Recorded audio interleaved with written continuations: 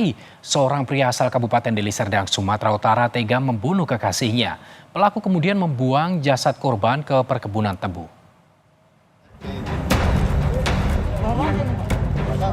Jasad seorang perempuan ditemukan di perkebunan tebu kawasan Sei Semayang, Kabupaten Deli Serdang, Sumatera Utara pada Jumat siang.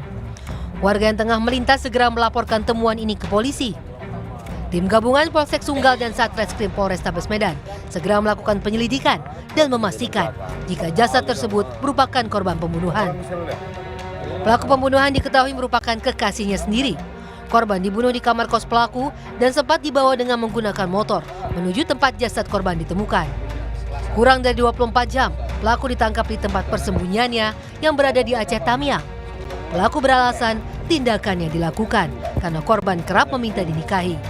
Namun pelaku enggan karena keterbatasan ekonomi. Korban yang meminta untuk dinikahi ke pelaku itu seperti apa Pak? Apa itu menjadi salah satu motifnya dulu? Saya rasa ini motifnya motifnya pelaku ya, sangat subjektif ya kan. Ikat tangannya kalau melingkar ke badan ya, melingkar ke badan. Kemudian korban ini lunglai, kakinya sampai terseret kendaraan. Kemudian ditegur oleh warga atau masyarakat yang melihat sama pengguna jalan, tapi dia tidak mengira bahwa itu adalah korban pembunuhan. Pelaku juga sempat membawa kabur cincin dan anting korban serta sejumlah uang.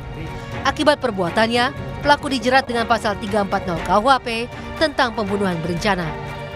Ferry Irawan, Kompas TV, Deli Serdang, Sumatera Utara.